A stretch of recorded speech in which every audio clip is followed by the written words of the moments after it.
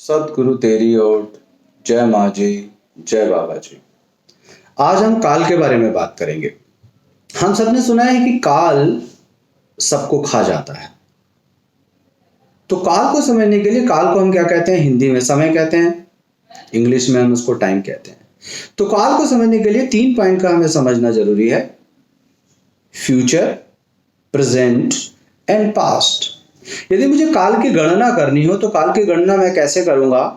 यदि मैं फ्यूचर में से प्रेजेंट को माइनस कर दूं और प्रेजेंट में से पास्ट को माइनस कर दूं, इन दोनों का जो सम है वो बेसिकली काल है।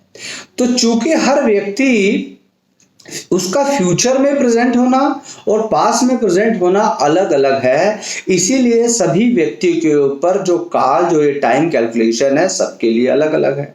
चूंकि सबके लिए टाइम अलग अलग है, इसीलिए काल जो सब व्यक्तियों पे अलग अलग तरीके से कार्य कर रहा है और इसीलिए सभी की मृत्यु का टाइम सबका अलग अलग है।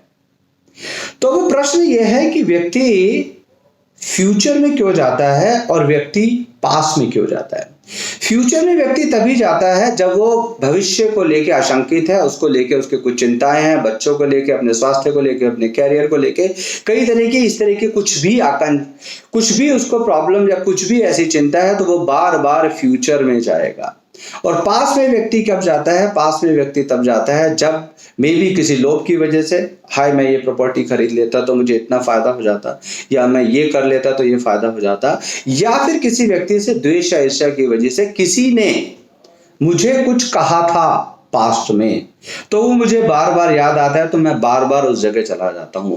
तो इसका मतलब क्या हुआ कि जो व्यक्ति जितना ज्यादा पास्ट में है या जितना ज्यादा वो फ्यूचर में है, उसके ऊपर काल उतना ज्यादा हावी रहेगा, प्रभावी रहेगा और उसको वो मृत्यु की तरफ बहुत जल्दी लेके चला जाएगा। तो साधना का पर्पस क्या है? साधना का पर्पस ये है कि व्यक्ति को काल से मुक्त हो जाना। तो काल से मुक्त होने के लिए आपको केवल एक ही काम करना है, आपको प्रेजेंट मोमेंट में रहना है। प्रेजेंट मोमेंट में कहना तो आसान है रहने के लिए, इसके लिए सभी व्यक्ति हर लेवल पे इसकी साधना कर रहे हैं कि वो कैसे प्रेजेंट मोमेंट में रह पाए। बट जब तक हम प्रेजेंट मोमेंट में नहीं रहेंगे तब तक हम पे काल हावी रहेगा।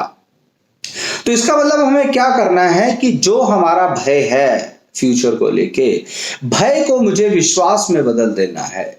मुझे ईश्वर पे, उस परम सत्ता पे पूर्णतः विश्वास है कि जो भी होगा वो सही होगा, मैं तुझको समर्पित करता हूं, बात खत्म हो गई। तो आप एक तरह से फ्यूचर को लेके जो आशंकाएं हैं वो आपकी दूर हो गई और पास्ट को लेके आप सारी की सारी चीजों को, सब चीजों को माफ कर दें।